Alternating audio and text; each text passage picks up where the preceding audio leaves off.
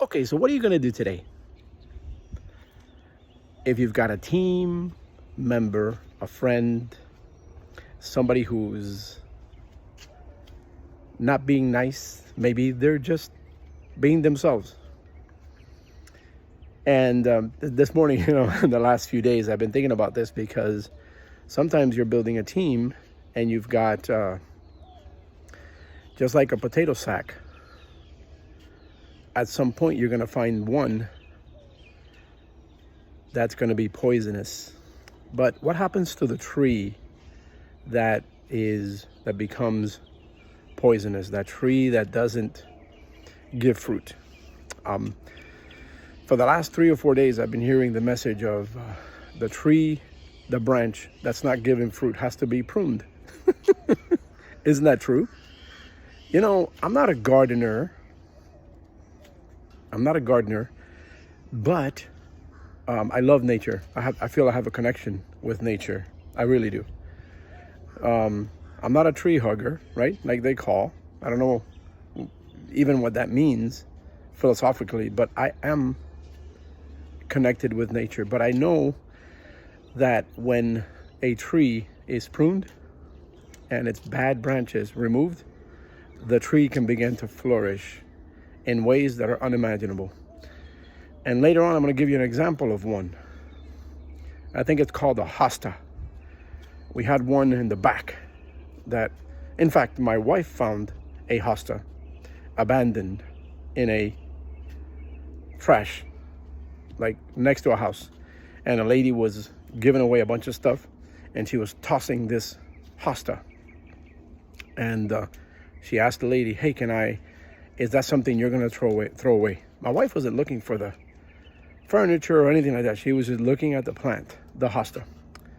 And the lady said, "Yeah, I'm going to toss it." And it had long branches. I mean, it's the one where the branches hang down, the little, I forget what they call them. See, I'm not a gardener, right? But I have a connection with nature. And the hosta, she brought it home and we put it on the table in the back of the house. And I'm going to show it to you tomorrow, or maybe in the next few days. I'm going to try to get my dog out of the wet grass. Sit there. He wants to get on the grass and it's wet.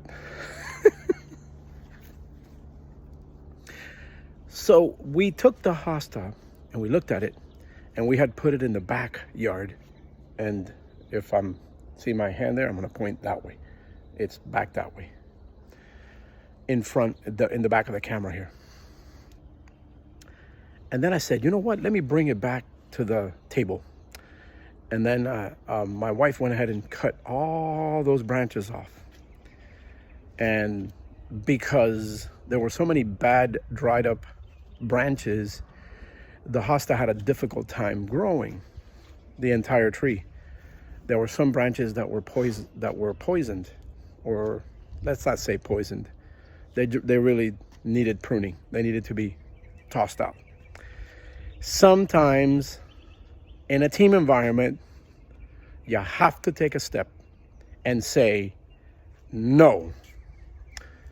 Why am I saying that? Because you have to be willing to see who's the rotten potato.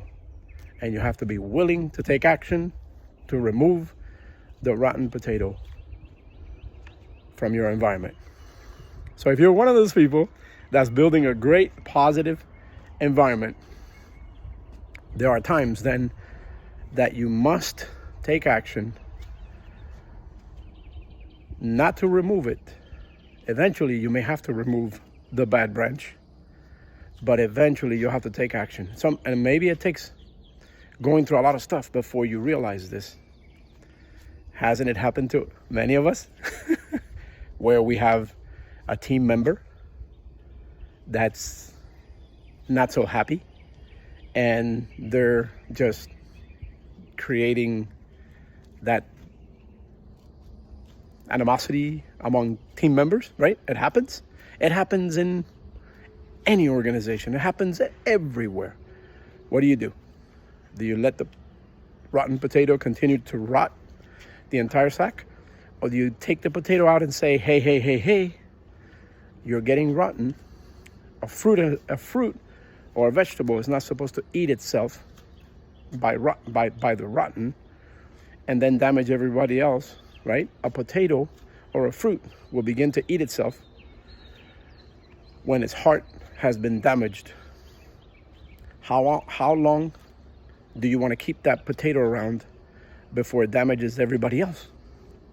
Well, it's time for you to think as a leader, someone who is in a position of building a team or an organization of any type, any company, anything, to remove the branch that's preventing the plant or the tree from flourishing. And you get over here because that's wet. I'm gonna put him inside. Sit. He wants to sit on the grass, but the grass is wet. When, I know I'm coming out of focus. Remember, guys, I'm blind, okay? When do you decide to just, see that? Cut. That's a pair of scissors. I'm making the scissor action with my fingers, my right hand. When do you cut the bad branches out? The time is today. Today, now, before it gets too late. You must be willing to cut the bad branches out that are causing damage in your organization. Whatever action it is that you need to take to cut those branches so that your tree can flourish. If you don't do it, what you're doing is you're causing, you begin to be the cause of your team's breakdown. I promise you. If you don't, the vision of the leader is not just to put up with bad apples and potatoes. The vision of the leader is to cast that vision and say, I want OQP, only quality people. If you've talked to somebody in your team and already discussed the situation, it's time to break the branch. It's time to let go. I've heard from many of you in the last few weeks. This is no different. If you have something to say, I'm open to hearing it, bad or good or indifferent. I'm open to hearing your comments. Because you know what? There are times when we cut the branches too early.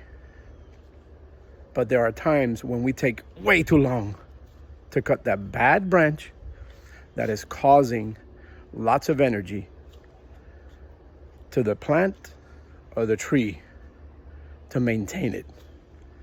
When do you drop the baggage? Is it today? Yes.